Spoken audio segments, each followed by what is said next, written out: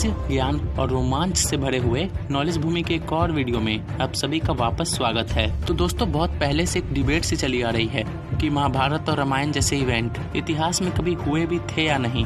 और आज के इस वीडियो में मैं आपको 10 ऐसे सबूत दिखाऊंगा जो कि पूरी तरह से साबित करेंगे कि महाभारत रियलिटी में हुआ था।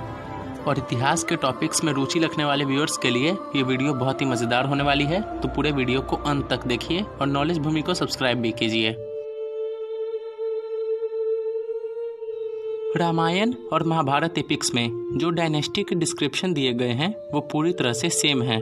यानी कि जो महाभारत में बताया गया है कि महाभारत के पूर्व का इतिहास कैसा था, वो बिल्कुल रामायण एपिक से मैच करता है। और ऐसा भी हमें पता चला है कि महाभारत बुक रामायण के लगभग 4000 से 5000 साल बाद लिखी गई थी।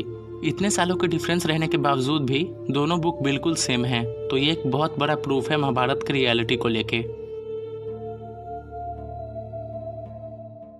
ये सबसे बड़ा प्रूफ है जो कि साबित करता है कि श्री कृष्ण रियलिटी में भगवान थे और महाभारत रियलिटी में हुआ था। श्रीमद् भागवतम में बहुत सारे प्रेडिक्शंस किए गए हैं कलयुग को लेके, और उनमें से लगभग सभी प्रेडिक्शंस पूरी तरह से सही साबित हुए हैं और कोई इंसान इतने सही प्रेडिक्शंस नहीं कर सकता है। द्वारका नगरी का भी पानी में मिलना एक बहुत ही बड़ा प्रूफ है महाभारत के रियलिटी को लेके। द्वारका नगरी जो कि पानी में से डूबी हुई मिली थी, उसका डिस्क्रिप्शन महाभारत बुक में भी दिया गया है और वो बिल्कुल सेम है जैसा रियलिटी में खोजा गया है। उस नगर में बहुत सारे महल हैं और उनके दीवारों पर श्री कृष्ण के चिन्ह भी बने हुए हैं। और आर्कियोलॉजिस्ट ने ऐसा भी पाया है कि जिस तरह से महाभारत बुक में दिया गया है कि द्वारका नगरी कैसे डूबेगी, वो भी बिल्कुल सही है। और द्वारका नगरी महाभारत के रियल होने का एक बहुत ही बड़ा प्रूफ है। महाभारत एपिक में बहुत सारे शहरों का वर्णन किया गया है, जैसे कि इंद्रप्रस्थ, गांधार, और अभी के भारत में लगभग 35 से ज्यादा ऐसे शहर हैं जिनमें आर्कियोलॉजिकल एविडेंस मिले हैं कि वो महाभारत के टाइम में एग्जिस्ट करते थे। उन सभी शहरों में बहुत सारे अलग अलग चीजें भी मिली थी जमीन के अंदर से, जैसे कि बहुत सारे कॉपर यूटेंसिल्स, गोल्ड, सिल्वर, बहुत सारे कॉइन्स जो कि बहुत साल पहले के थे। और उन सभी चीजों से ये भी पता चलता है कि वो भारत में आर्यन रेस के आने से पहले के हैं, मतलब वो अब से लगभग 4 से 5000 साल पहले के होंगे। और दोस्तों, उसी टाइम में महाभारत हुआ था। बहुत ही बड़े ग्रीक हिस्टोरियन मेगास्थनीज ने भी बताया है कि चंद्रगुप्त मौर्य श्री कृष्ण के रो में 138वें राजा थे। यानी कि चंद्रगुप्त मौर्य और श्री कृष्ण के बीच में 137 राजा आए। और उस ग्रीक हिस्टोरियन ने भी ऐसा माना है कि महाभारत जैसी कोई घटना 5000 साल पहले घटी थी।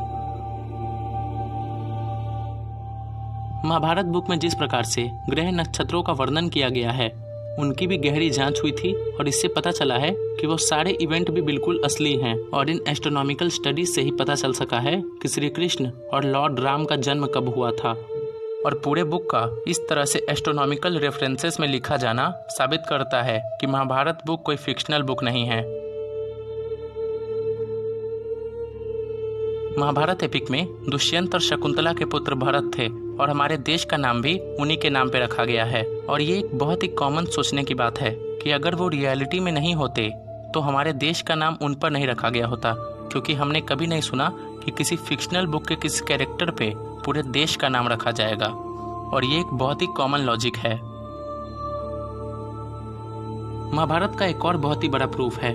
बहुत सारे जगहों पर कुछ एटॉमिक बॉम्ब्स के पार्टिकल मिले थे जो कि सबूत हैं कि बहुत हजारों सालों पहले एटॉमिक बॉम्ब एक्सप्लोड हुए थे। और हम सब जानते हैं कि मॉडर्न एटॉमिक बॉम्ब के बने हुए अभी कुछ ही दशक हुए हैं। और मॉडर्न एटॉमिक बॉम्ब के आर्किटेक्ट ओपेनहाइमर ने भी ऐसा माना है कि इतिहास में भारत में एटॉमिक बॉम्ब का प्रयोग किया जा चुका है।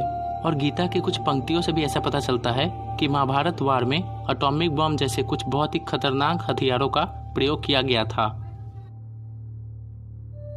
बहुत सारे एविडेंसेस से ये भी साबित हुआ है कि श्री कृष्ण की मौत और कलयुग की शुरुआत एक साथ हुई थी। और वो डेट है 18 फरवरी 3102 BCE 2:27 AM।